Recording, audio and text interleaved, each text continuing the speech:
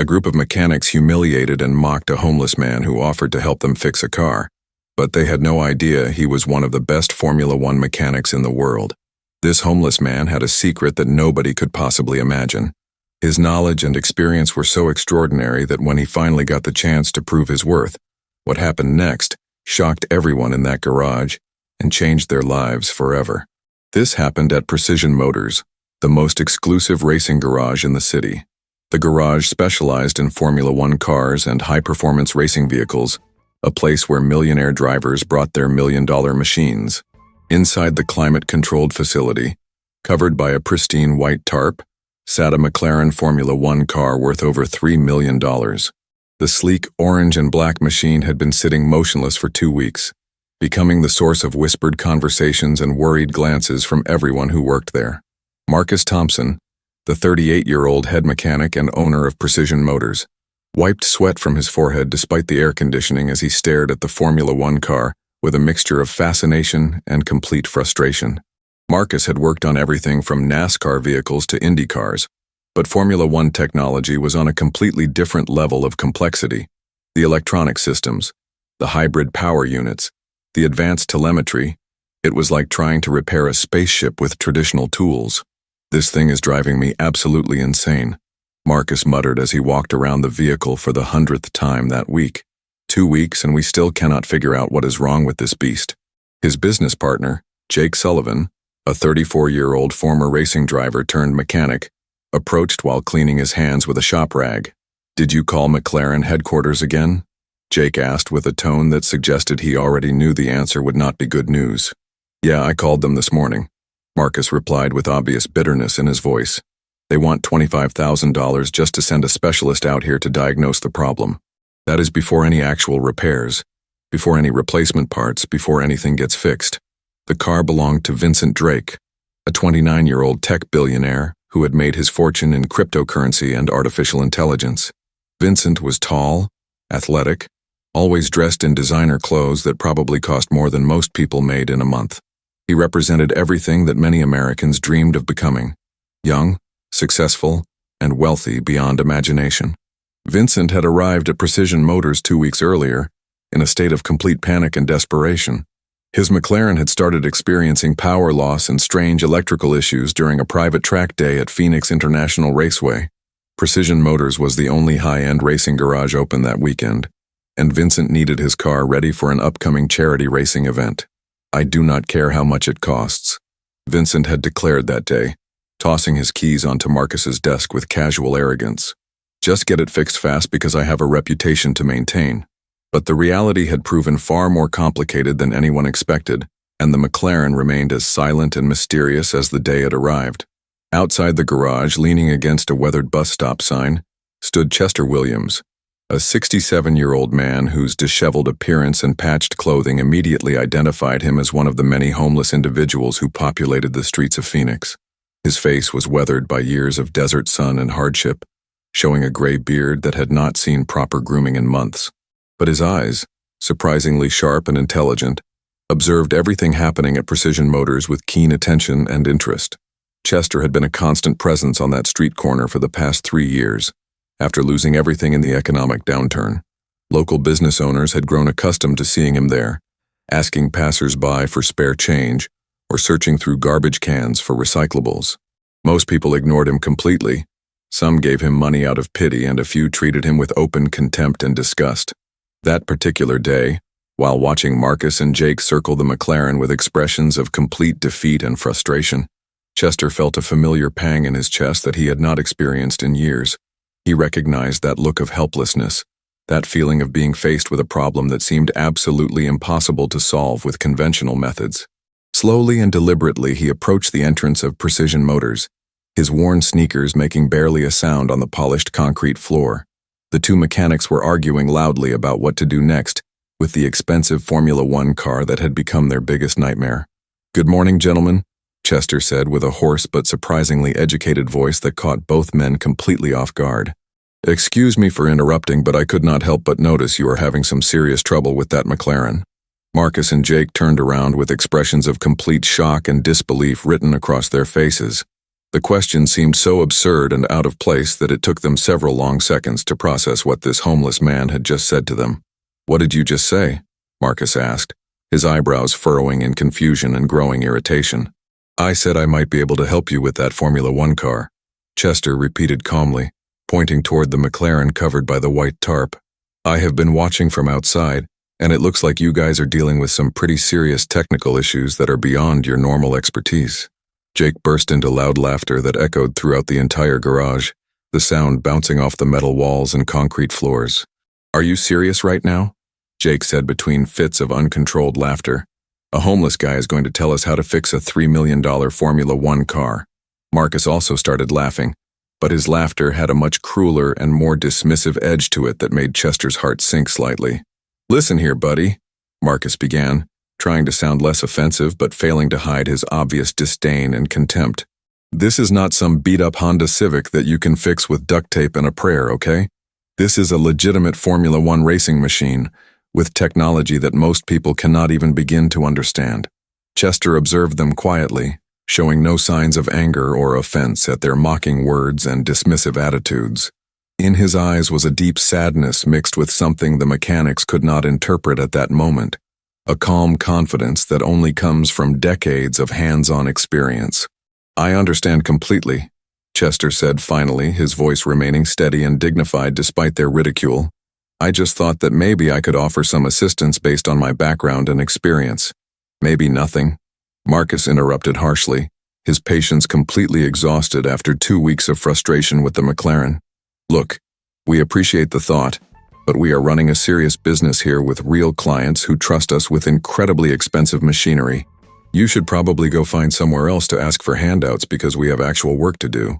Chester nodded slowly and turned to walk away without saying another word, maintaining his dignity even in the face of their harsh rejection.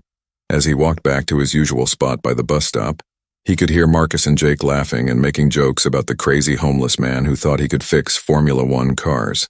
They now had a new story to tell their friends. The day a beggar offered to help them repair a $3 million racing machine.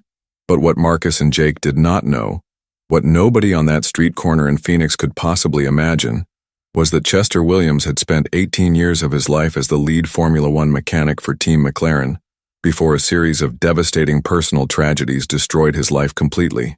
That McLaren sitting in their garage was not some mysterious piece of alien technology to Chester. It was like reuniting with an old friend he had not seen in many years. The hybrid power unit, the energy recovery systems, the complex telemetry packages. Chester had helped design and build those very systems during his years working directly for McLaren Racing in England. Every wire, every sensor, every component had passed through his expert hands at some point during his illustrious career that nobody would ever believe existed. The desert night wrapped Phoenix in its blanket of twinkling city lights and long shadows cast by palm trees and skyscrapers. Chester found himself in his makeshift shelter under an overpass on Interstate 10, where he had managed to create a small living space using cardboard boxes, old newspapers, and a threadbare blanket he had gotten from a local charity.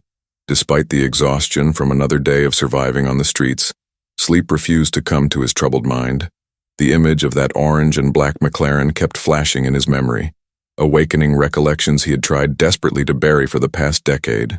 He closed his eyes and, like so many nights before, his mind traveled back to a time when his life had meaning and purpose. England, 1998.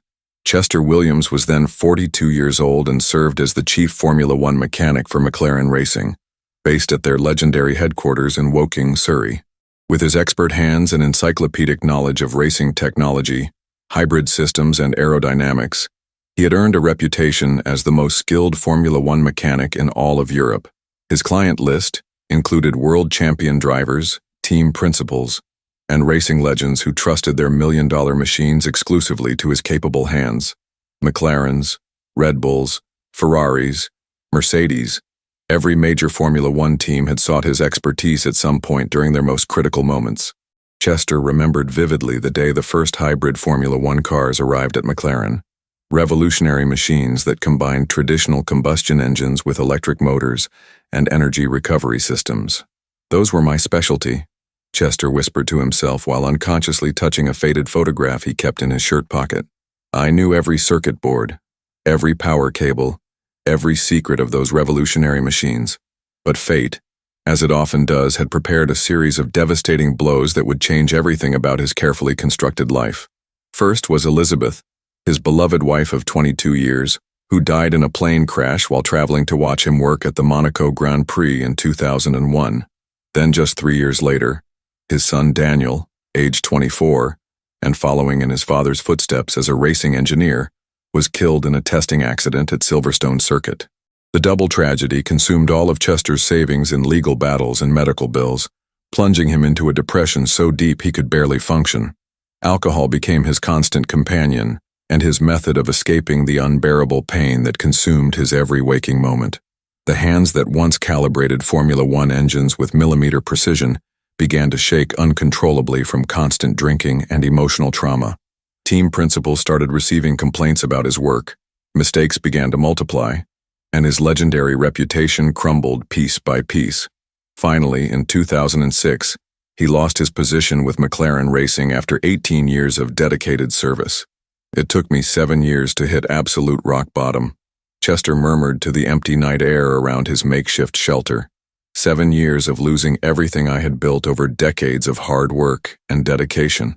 He sold his house in Surrey, his personal garage filled with specialized Formula One tools, and his collection of rare racing memorabilia that had taken him 30 years to accumulate. One by one, every piece of his former life disappeared, traded for bottles of cheap liquor and temporary forgetfulness of his overwhelming grief. In 2013, he arrived in Phoenix with no money, no family, and no identity beyond that of another invisible homeless person. He had become one of thousands of forgotten individuals who populate American cities, people whose stories remain untold and whose potential goes unrecognized by society. But neither alcohol nor desperation had managed to completely erase his technical knowledge and expertise from his mind. The next morning brought another blazing Phoenix sunrise that promised temperatures over 110 degrees Fahrenheit. Chester made his way to his usual position by the bus stop, from where he could observe the daily operations of Precision Motors. The McLaren remained there under its white cover, like a patient waiting for the correct diagnosis that would restore it to its former glory. Around 9:30 in the morning, a black Lamborghini Huracan pulled up in front of the garage with its engine roaring and exhaust pipes crackling. Vincent Drake stepped out of the car, visibly frustrated and wearing a perfectly tailored business suit that probably cost more than most people's monthly rent. "What is the status on my Formula One car?"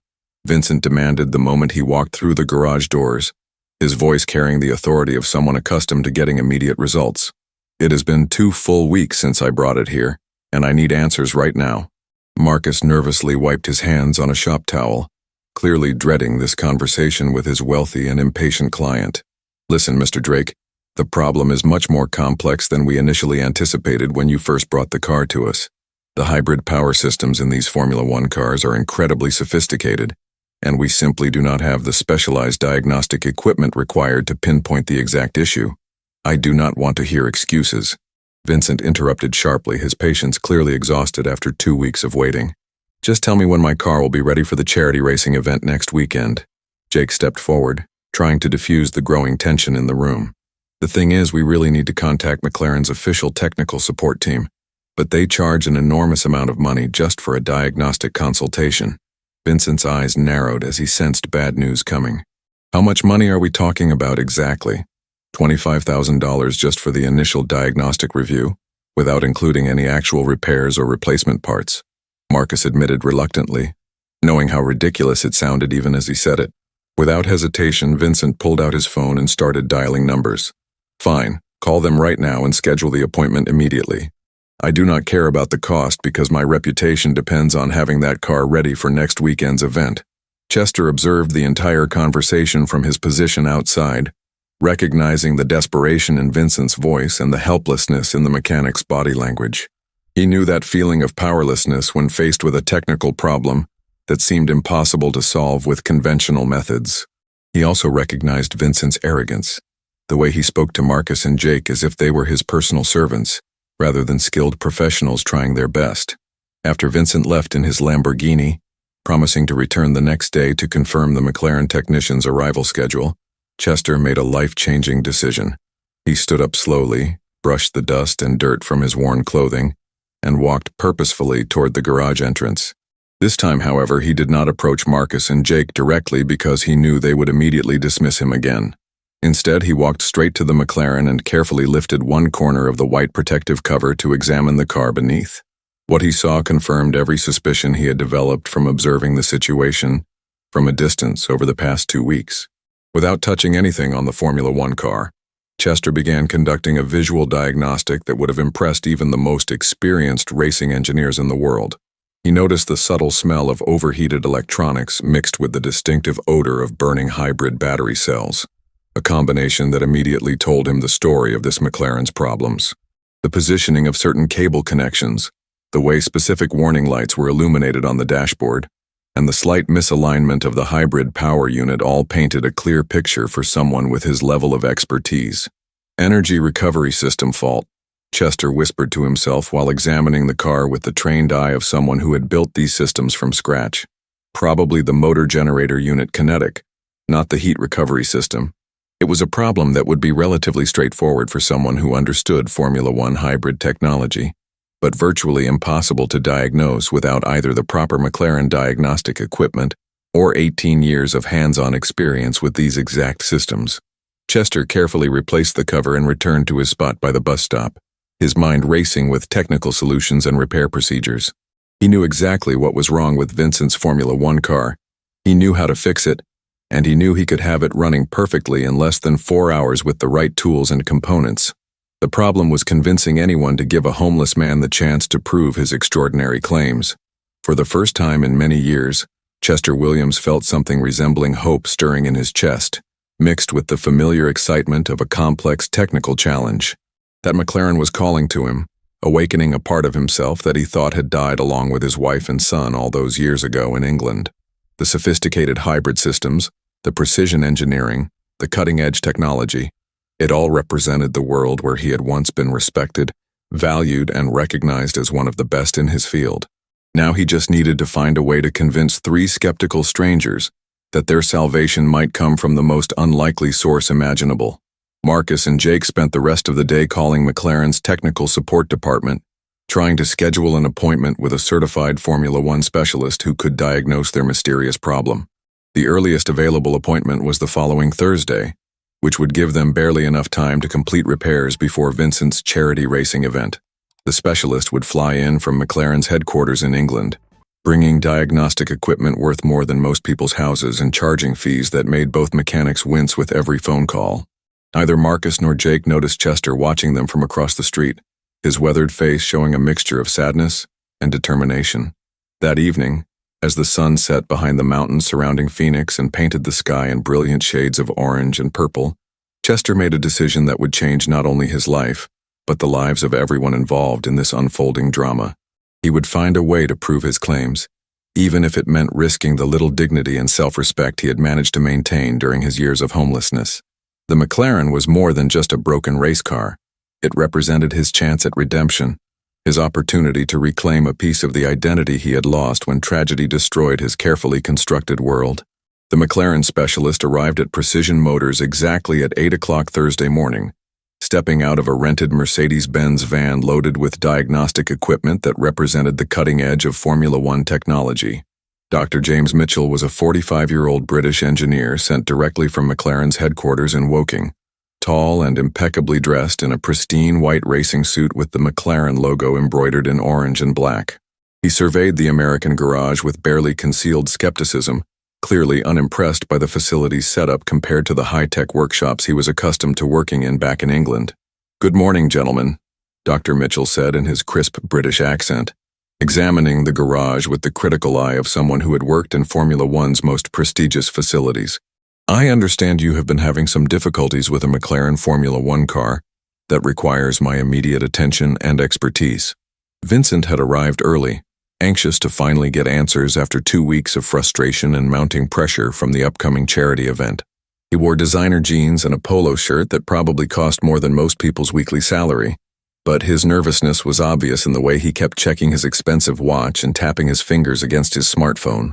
Marcus led the British specialist to the McLaren, lifting the white cover with something approaching reverence for the expensive machinery underneath. Dr. Mitchell approached the Formula One car with the confidence of someone who had diagnosed thousands of similar problems throughout his career at McLaren Racing. For the next 3 hours, the specialist worked with methodical precision, connecting his specialized diagnostic computers, analyzing hybrid system error codes, and examining every component with the thoroughness that justified his enormous consulting fees. His movements were fluid and professional, demonstrating decades of experience with these revolutionary racing machines. From his position at the bus stop across the street, Chester watched every move the British specialist made, his experienced eye allowing him to interpret Dr. Mitchell's actions and predict his conclusions with startling accuracy. Despite the distance separating them, Chester's 18 years of Formula One experience enabled him to follow the diagnostic sequence step by step.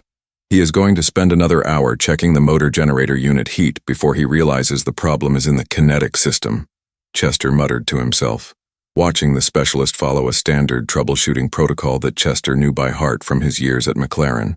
Sure enough, around noon, Dr. Mitchell straightened up with an expression of professional satisfaction, having finally identified the source of the McLaren's mysterious problems. The diagnosis had taken nearly 4 hours of intensive analysis using equipment worth more than most people's annual salaries, but he had successfully pinpointed the fault that had been plaguing Vincent's Formula One car for the past 2 weeks. There we have it, Dr. Mitchell announced while cleaning his hands with a pristine white towel. Motor generator unit kinetic failure with secondary damage to the energy storage systems. Marcus and Jake exchanged confused glances, while Vincent waited impatiently for someone to translate the technical diagnosis into plain English that he could understand and act upon. The kinetic energy recovery system has failed completely, Dr. Mitchell explained in his authoritative British accent. It is actually quite common in McLaren Formula One cars after approximately 3 to 4 years of intensive racing use and high-performance driving. The hybrid system that recovers energy from braking and stores it in the battery pack has suffered a catastrophic malfunction that affects the entire power delivery system. Can you repair it here in this facility? Vincent asked directly, clearly hoping for immediate solutions to his problem. Dr. Mitchell looked around the garage with obvious skepticism, taking in the basic tools and equipment that seemed primitive compared to McLaren's state-of-the-art workshops in England. The replacement parts must be ordered directly from our headquarters in Woking, and the installation requires specialized calibration equipment that I do not see available in this facility.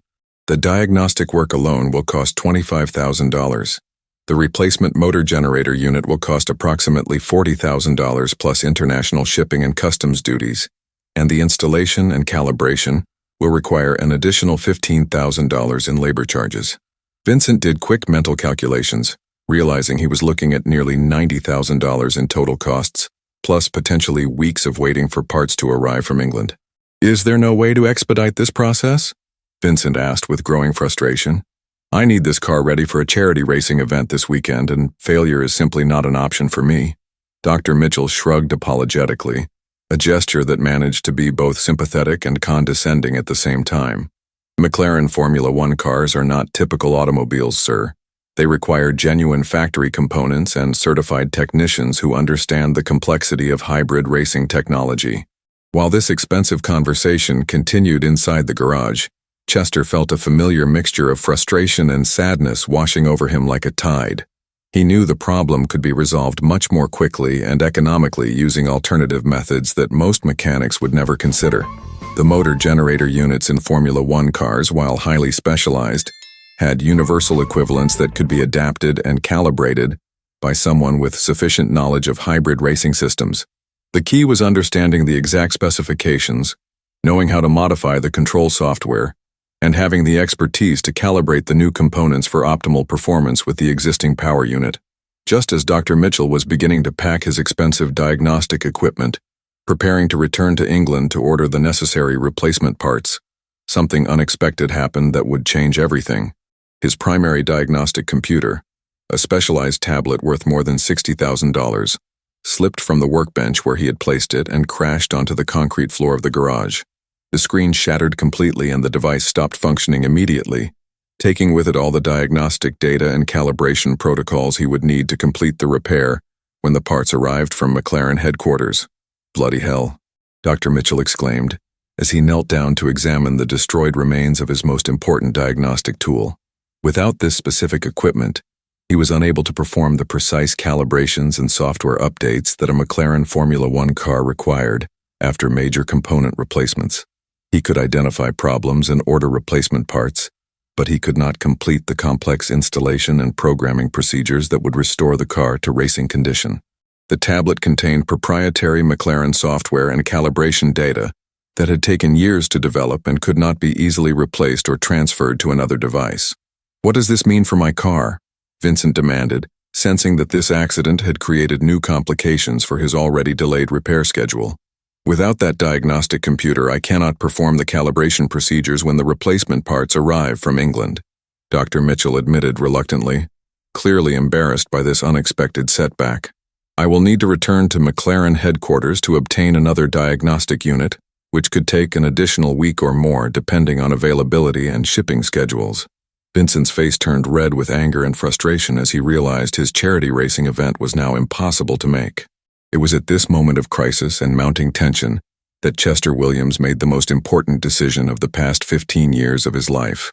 He stood up from his position by the bus stop, walked across the street with determined steps, and entered Precision Motors with a confidence that seemed to transform his entire presence.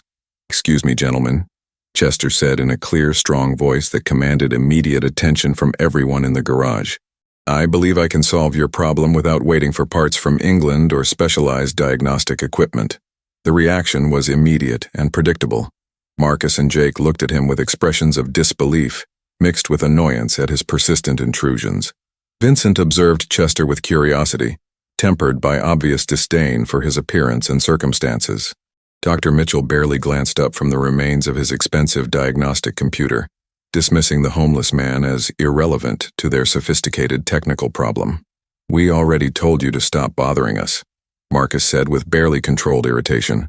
"This is a serious business situation involving extremely expensive equipment, and we do not need any distractions right now." But Chester refused to be intimidated or dismissed this time. "I know that McLaren has a motor generator unit kinetic failure with secondary battery damage," Chester continued, ignoring their hostile reactions. "And I know how to repair it using readily available components without waiting for parts from England or specialized diagnostic equipment." Vincent let out a sarcastic laugh that echoed through the garage. "Seriously, a homeless man is going to solve what a certified McLaren specialist cannot handle?" Chester maintained his dignity and composure despite their ridicule and skepticism. "The motor generator unit kinetic can be replaced with a modified Tesla Model S motor controller, properly calibrated and integrated with the existing hybrid system," Chester explained with technical precision that caught Dr. Mitchell's attention for the first time. "I have 18 years of experience working directly for McLaren Racing at their Woking headquarters from 1998 to 2006. I can have your Formula One car running at full performance in less than 6 hours using components that can be purchased locally here in Phoenix." Dr. Mitchell slowly looked up from his broken diagnostic computer, studying Chester with new interest and professional curiosity. Something about the homeless man's specific technical knowledge and confident manner suggested genuine expertise rather than desperate bluffing. "McLaren Woking headquarters?" Dr. Mitchell asked in his British accent. "What department were you in during those years?" Chester straightened his shoulders with the first hint of professional pride he had felt in over a decade. "Chief mechanic for the Formula One hybrid development program under Ron Dennis and later Martin Whitmarsh." The mention of those specific names and the precise technical details caused Dr. Mitchell to observe Chester with much greater attention and respect. Ron Dennis and Martin Whitmarsh were legendary figures in McLaren's history, and only someone with genuine inside knowledge would mention them in proper context. "If you truly worked at McLaren Woking," Dr. Mitchell said slowly, "then you would know the specific calibration procedures for first-generation motor generator unit kinetic systems." Chester nodded confidently.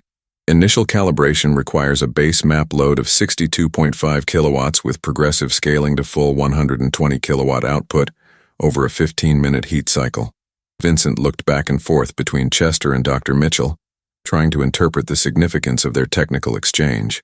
There was something in Chester's voice and manner that suggested knowledge far beyond what anyone would expect from a homeless person on the streets of Phoenix. "What exactly are you proposing?"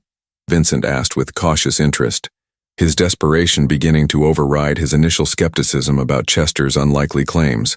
Chester took a deep breath, knowing this was his one chance to prove himself and reclaim a piece of his former identity. "Give me access to the McLaren and 6 hours of your time," Chester said with quiet confidence. "If I cannot diagnose the exact problem and implement a working solution using locally available parts, you pay me nothing and I disappear from your lives forever. But if I succeed in getting your Formula One car running perfectly, you pay me $10,000 and give me a chance to explain how a former McLaren chief mechanic ended up homeless on the streets of Phoenix." The silence that followed was thick with tension, broken only by the hum of the garage's air conditioning system and the distant sound of Phoenix traffic outside. Dr. Mitchell was the first to break the silence, his British accent carrying a tone of professional respect that had been completely absent moments earlier. "McLaren Woking in the early 2000s, Dr. Mitchell said thoughtfully.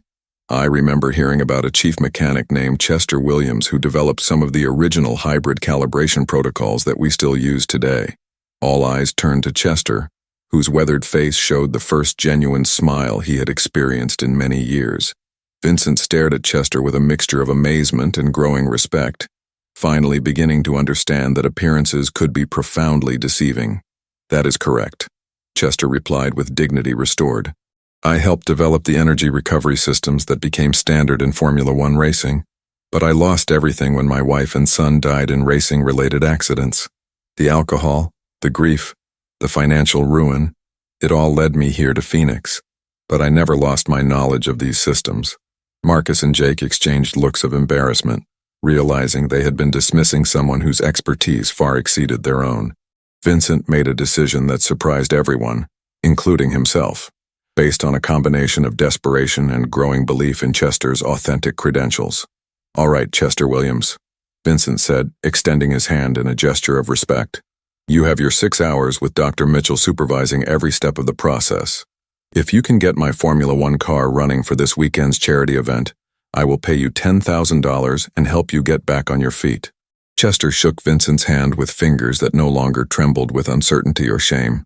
For the first time in 15 years, Chester Williams felt like the expert mechanic he had once been, rather than the broken homeless man he had become. What followed was a transformation that seemed almost magical to everyone present in the garage. Marcus loaned Chester a clean set of coveralls, and Jake provided him with proper tools and workspace. As Chester put on the work clothes and approached the McLaren Formula One car, his entire posture and demeanor changed dramatically. The years of homelessness and despair seemed to fall away like old skin, revealing the confident professional who had once been one of the most respected names in Formula One racing. Dr. Mitchell watched with growing admiration as Chester began working with precision and expertise that spoke of decades of hands-on experience with these exact systems.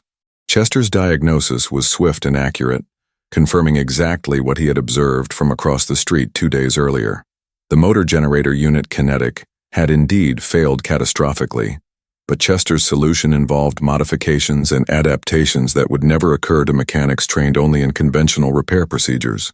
Using a combination of Tesla components, BMW hybrid controllers, and custom calibration software that he wrote himself on Marcus's shop computer, Chester began rebuilding the McLaren's hybrid system with an elegance and efficiency that left everyone speechless. His hands moved with the confidence of someone returning home after a long absence, every motion precise and purposeful. After exactly 5 hours and 43 minutes, Chester stepped back from the Formula One car and nodded to Vincent with quiet satisfaction.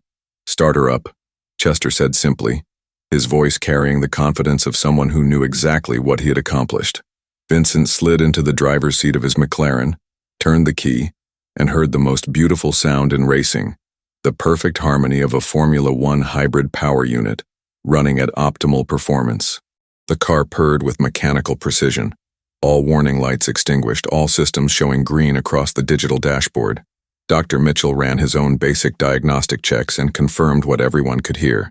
The McLaren was running better than it had in months. 6 months later, Chester Williams woke up in a modest but clean apartment in Scottsdale, Arizona, sunlight streaming through proper windows onto a face that showed the transformation of a man who had reclaimed his life and dignity. His beard was neatly trimmed, his clothes were clean and professional, and his hands, those same hands that had trembled with alcoholism and despair, now held a cup of coffee while he reviewed his schedule on a smartphone that Vincent had given him. The first weeks after repairing the McLaren had been a whirlwind of change and opportunity that he could never have imagined during his years of homelessness. Vincent had kept every promise he made that day in the garage, not only paying Chester the $10,000 but also helping him find proper housing, medical care, and treatment for his alcohol dependency that had destroyed so many years of his life. The rehabilitation process had been difficult, forcing Chester to confront not just his physical addiction, but also the emotional trauma that had driven him to the streets in the first place. But for the first time since losing his family in England, Chester had reasons to stay sober and rebuild his life with purpose and direction. Word of Chester's miraculous repair had spread quickly through Phoenix's exclusive racing community, bringing him clients who owned Formula One cars, Indy cars, and other high-performance racing vehicles that required his specialized expertise. He had opened his own shop, Williams Racing Technology, in a small but well-equipped facility where he worked on the most sophisticated racing machines in America. His reputation had grown so rapidly that owners flew in from across the country, seeking his unique combination of old-school knowledge and innovative problem-solving abilities that bridged the gap between classical engineering and modern technology. That morning, Chester received a phone call that would have seemed impossible just 6 months earlier. Dr. Mitchell was on the line from McLaren's headquarters in England, offering Chester a consulting position with the official McLaren Formula One team for the upcoming racing season. They wanted him to return to England as a senior technical advisor, helping develop the next generation of hybrid racing technology that would dominate Formula One for years to come. The boy who had once been dismissed as just another homeless person was being invited back to the pinnacle of motorsport engineering. Chester looked at a framed photograph on his desk, not the old creased picture he had carried during his homeless years, but a new photo of himself with Vincent, Marcus, Jake, and Dr. Mitchell, taken the day he successfully repaired the McLaren. All of them were smiling, representing a moment when prejudice gave way to respect, when appearances were revealed as meaningless, and when second chances proved that redemption is always possible for those willing to fight for it. The homeless man who had been mocked and dismissed had become the master mechanic who reminded everyone that true expertise cannot be judged by outward appearances, and that every person carries within them the potential for extraordinary achievement regardless of their current circumstances. This incredible story proves that we should never judge people by their appearance or current situation, because everyone has a story, everyone has value, and everyone deserves respect regardless of their circumstances. Chester Williams went from being dismissed as just another homeless person to becoming one of the most sought-after Formula One mechanics in America, showing us that talent, knowledge, and human dignity can survive even the darkest periods of life. His journey from the streets of Phoenix back to the pinnacle of Formula One racing reminds us that second chances are possible, that expertise comes from experience rather than appearances, and that treating others with kindness and respect costs nothing but can change everything. If this story touched your heart and made you think differently about the homeless individuals you might see on the street, please leave a comment below sharing your thoughts about second chances and the importance of treating everyone with dignity. Share this video with your friends and family to spread the message that every person has value and potential, regardless of their current circumstances. And make sure to subscribe to our channel for more incredible stories about ordinary people who overcome extraordinary challenges to achieve amazing things, because everyone deserves to have their story heard and their achievements celebrated.